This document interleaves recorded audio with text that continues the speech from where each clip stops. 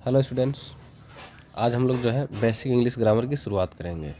ठीक है, बहुत आज हल्के से शुरुआत करेंगे ताकि सबको आसानी से समझ में आ जाए।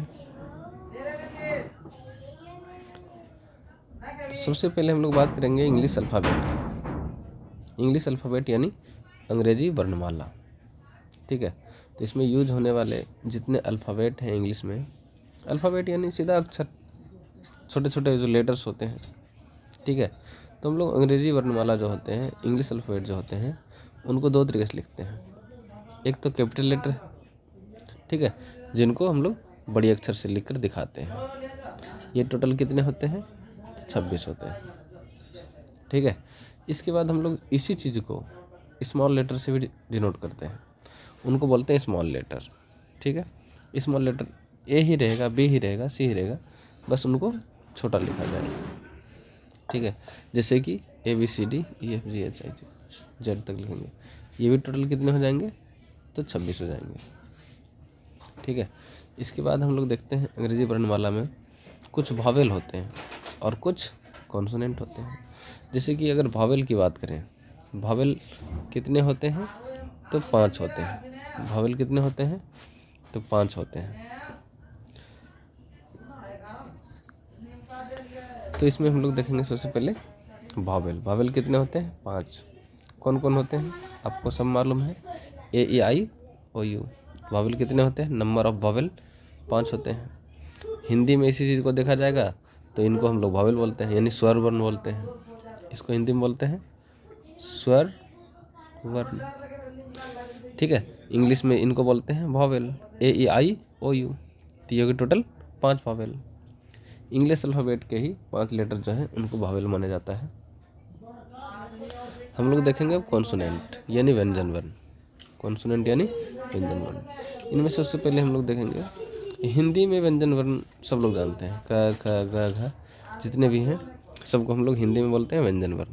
ठीक है, तो ये सब का सब क्या हो गया? हम लोग का व्यंजन वर्ण हो गया। ठीक है, लेकिन व्यंजन वर्ण इंग्लिश में भी होते हैं।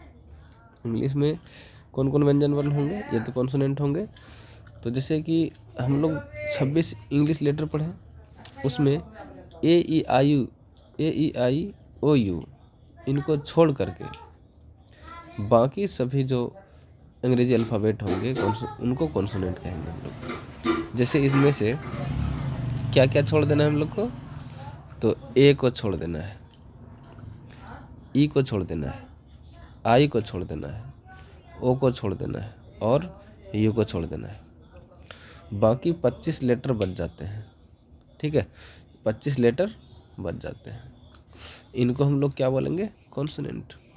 जैसे B बच रहा है, C बच रहा है, D बच रहा है, FGH, यानी जो बच रहे हैं ये सब। ठीक है, तो इन सब को क्या बोलेंगे हम लोग? कॉन्सोनेंट। ये टोटल कितने बच जाते हैं? तो 25 बच जाते हैं। ठीक है, तो आगे देखते हैं हम लोग। कॉन्सोनेंट तो समझ चुके हैं। कॉन्सोनेंट बाद है वर्ड। ठीक है, ये बहुत इम्पोर्टेंट है। वर्ड यानी शब्द। ठीक है, तो शब्द क्या होता है? तो लेटर होते हैं, वही ABCD होते हैं, लेकिन उनका एक सही व्यवस्था क्रम होना चाहिए और उनका कुछ मतलब निकलना चाहिए। Meaningful arrangement of letter is called word. यानी कि अगर लेटर को हम लोग मतलब से सजाते हैं, ठीक है, उनका कोई अर्थ निकलता है, लेटर को सजाने के बाद उनको कोई अर्थ निकलता है, तो हम लोग उनको बोलेंगे वर्ड यानी शब्द। ठीक है, जैसे अगर मैं कहूँ XQRPLT, इसका कोई अर्थ ही नहीं है, तो इनको शब्द नहीं कहेंगे हम लोग। ठीक है, उसका अर्थ निकलना चाहिए। ठीक है, जैसे हम लिखेंगे BOOK बुक, तो हम लोग इसका अर्थ क्या समझते हैं? किताब। ठीक है, तो KOBO ऐसा लिख दें, इसको कोई अर्थ ही नहीं हो। ठीक है, तो अर्थहीन शब्द नहीं, ऐसा शब्द लिखें जिनका कोई अर्थ होता है। ठीक है, उनको बोलते हैं हम लोग शब्द। तो ये शब्द होगा, ये बुक हमारा क्या होगा? वर्ड होगा। लेकिन ये वर्ड नहीं होगा, ये भी वर्ड नहीं होगा। ठीक है, सिंपली आप चीज़ों को समझ सकते हैं, कोई दिक्कत की बात नहीं इसमें। ठीक है, जैसे मैं बात करूँ पेन हो गया, का हो गया, अम्ब्रेला हो गया, इनको इनके लेटर UMBRELLA इसको सही से सजावट किया गया है। APPLE एप्पल, तो इनको सही से सजाना पड़ता है, इनको बोलते हैं हम लोग वर्ड। ये ना कि हम लोग गलत तरीके से सजाएं और उनको वर्ड बोलें, तो उनको वर्ड नहीं बोलते हैं। सेंटेंसेस हम लोग देखेंगे, जब वर्ड को, ढेर सारे वर्ड्स को ग्रुप करते हैं, मिलाते हैं, उनसे कुछ मतलब का, भाषा का विकास होता है, डेवलपमेंट होता है, हम लोग उनको बोलेंगे सेंटेंसेस। ठीक है, उनको बोलेंगे सेंटेंसेस। जैसे कि अगर हम कहें, ठीक है, तो मीनिंगफुल अरेंजमेंट ऑफ वर्ड्स, तो शब्दों का जो सही मतलब से सजावट करें तो उनसे सेंटेंस बनता है, उनसे हमारा वाक्य बनता है। जैसे कि अगर हम कहें यहाँ पे आई एम प्लेइंग क्रिकेट, मैं क्रिकेट खेलता हूँ, तो आई हो गया, एम हो गया, प्लेइंग हो गया, क्रिकेट हो गया, तो इनको हम लोग सही से सजा करके रखें और तब जाकर के एक सेंटेंस बन रहा है, मैं क्रिकेट खेल रहा हूँ। ठीक है, इसी तरीके से बहुत सारे सेंटेंस बना सकते हैं। दे आर प्लेइंग फुटबॉल, वे लोग फुटबॉल खेल रहे हैं। ये जो सेंटेंस बनाए हम लोग, इन्हीं को बोलते हैं सेंटेंस।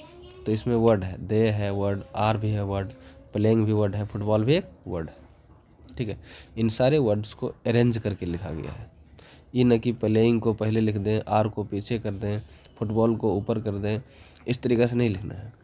तो वर्ड जो होता है उनको अच्छे तरीके से अरेंज करना होता है, उसका कुछ अर्थ निकालना होता है, तब हम लोग उनको बोलेंगे सेंटेंस। यानी meaningful arrangement of words is called sentences. जैसे द कॉ गिव्स मिल्क, गाय दूध देती है।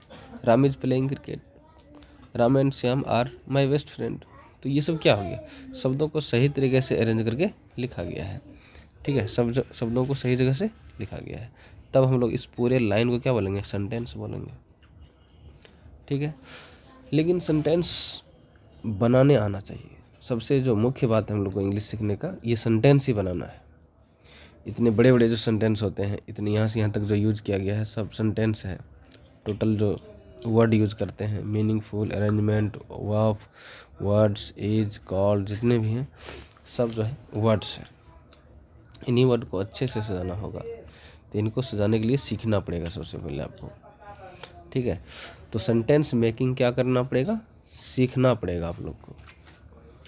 ठीक है, सीखना है, यही आपको सीखना है। जब आप ये सीख जाइएगा तो सेंटेंस बनने लग जाएगा। ठीक है, लेकिन सेंटेंस बनाने के लिए कुछ, इसको सीखने के लिए कुछ ध्यान देना पड़ेगा। सबसे पहले अंग्रेजी सेंटेंस को सुनना पड़ेगा अच्छे से, और फिर ये तो सुनने की बात हो गई, फिर बोलना भी पड़ेगा आप लोग को, तब समझिएगा उनको और बनाना भी सीखिएगा। और यही हमारा मुख्य उद्देश्य है, हमारा अंग्रेजी सीखना ही हमारा मुख्य उद्देश्य रहेगा। लेकिन अंग्रेजी तभी आपको आसान लगेगी जब इंग्लिश वर्ड को समझेंगे। जो भी वर्ड्स है उसका मतलब समझना होगा आपको। ठीक है, इसके लिए सबसे पहले हम लोग को सीखना होगा कि सेंटेंस में यूज होने वाला वर्ड क्या होता है।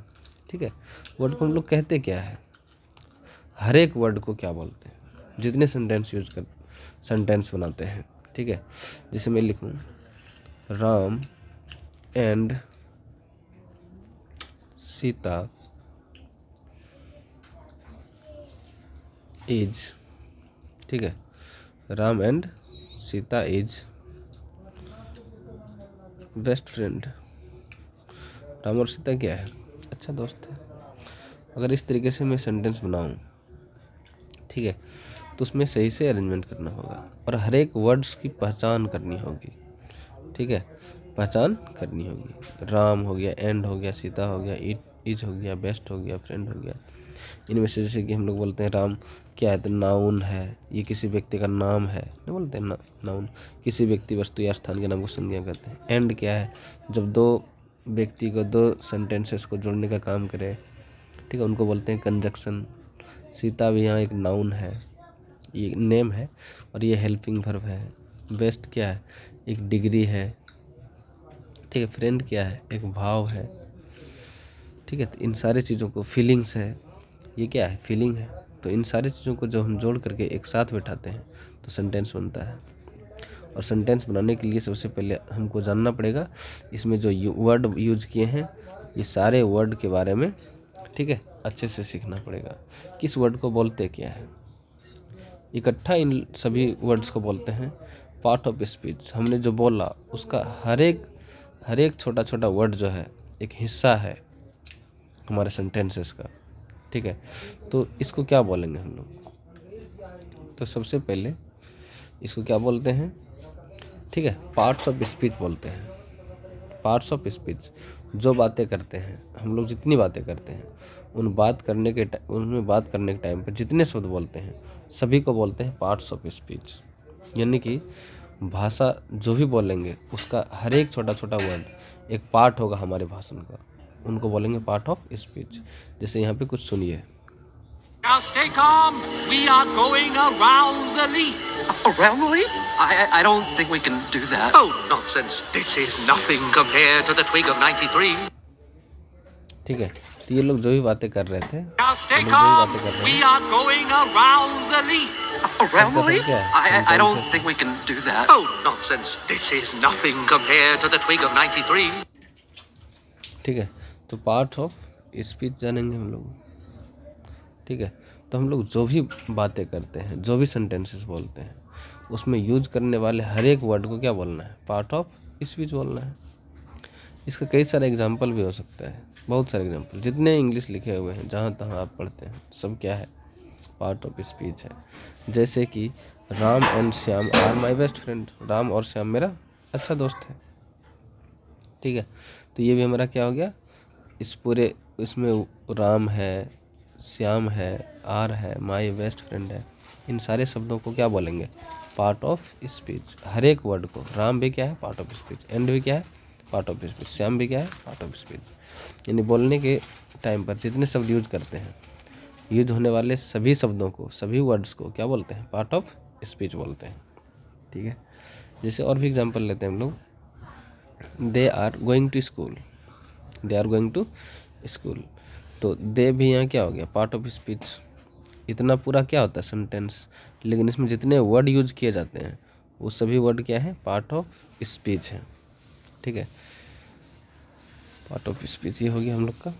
अब नेक्स्ट देखते हैं हम लोग, I live in बम्बर, I live in बम्बर, जितने शब्द यूज किए हैं सब पार्ट ऑफ स्पीच है। The book is on the table, जितने वर्ड यूज किए हैं सब के सब क्या है, पार्ट ऑफ स्पीच है, ठीक है। तो अंग्रेजी ग्रामर में पार्ट ऑफ स्पीच को कितने भागों में बांटा गया है, तो 8 भागों में वर्गीकृत किया गया है। टोटल 8 पार्ट ऑफ स्पीच माने गए हैं। हम लोग जितने सेंटेंसेस बनाते हैं, जितने भाषा बोलते हैं, उसमें 8 मुख्य चीज़ें पाई जाती है, ठीक है, 8 मुख्य बात। जैसे नाउन, सबसे पहला क्या हो गया, नाउन। नाउन क्या होता है, किसी व्यक्ति का नाम होता है, किसी वस्तु का नाम होता है, व्यक्ति, वस्तु या स्थान का नाम होता है। इन सभी चीज़ों को क्या बोलते हैं हम लोग, नाउन बोलते हैं, ठीक है। तो नाउन बेसिकली क्या होता है, तो नेम होता है, क्या होता है, नेम। इसी नेम को हम लोग बोलते हैं नाउन। लेकिन ये नेम किसी भी चीज़ का हो सकता है। A noun is the name of person, person यानी व्यक्ति का नाम हो सकता है, ठीक है। A noun is the name of person. Animal, animal हो सकता है, कोई जानवर हो सकता है, जीव हो सकता है, उसको भी बोलते हैं, ठीक है। प्लेस भी हो सकता है, प्लेस यानी स्थान, ठीक है, जो भी स्थान हो। थिंग्स, थिंग्स यानी कुछ भी होगा, टेबल हो, बुक हो, कॉपी हो, ठीक है, मोबाइल हो, सभी चीज़ों को क्या बोलेंगे हम लोग, तो नाउन बोलेंगे। और क्या हो सकता है, फीलिंग भी हो सकता है। फीलिंग यानी कि दोस्ती हो, लव हो, तो ये सभी क्या है, नाउन है। ईमानदारी हो, ये भी क्या है, नाउन है। तो ये सब हो जाते हैं नाउन, ठीक है। और आइडियाज़ हो, ठीक है, आइडियाज़, जो कुछ आइडिया होता है, अंदाज़ा होता है, उन सभी चीज़ों को हम लोग बोलते हैं नाउन, ठीक है। आगे इसका क्लास लेंगे हम लोग, नाउन क्या होता है, नाउन के बारे में पूरा डिटेल्ड क्लास है। तो अभी हम लोग फिलहाल देखते हैं पार्ट ऑफ स्पीच 8 कौन कौन होते हैं। तो सबसे पहले हो गया नाउन, दूसरा हो गया प्रोनाउन, जो नाउन के बदले में आता है, प्रोनाउन कहलाता है।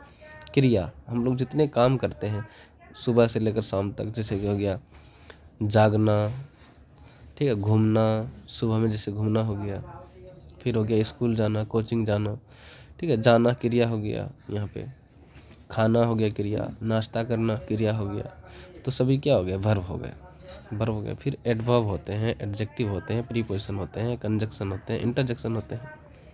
ठीक है, कंजक्शन, कंजक्शन किसको बोलते हैं, जैसे कि ठीक है, राम एंड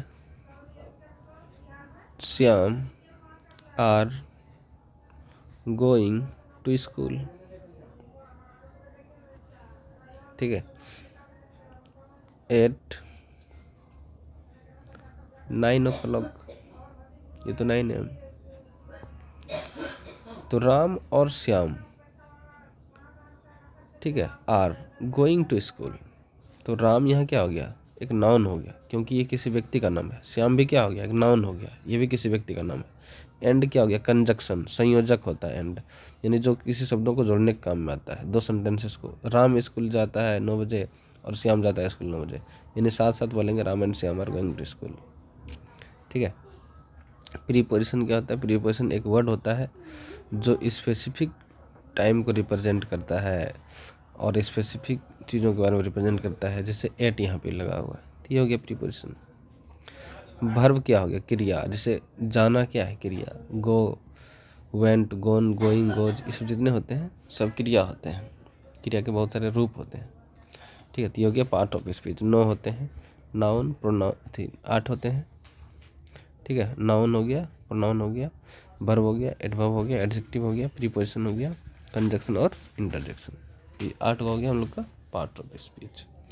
सबके बारे में हम लोग क्लास लेंगे शुरुआत से अगले दिन से।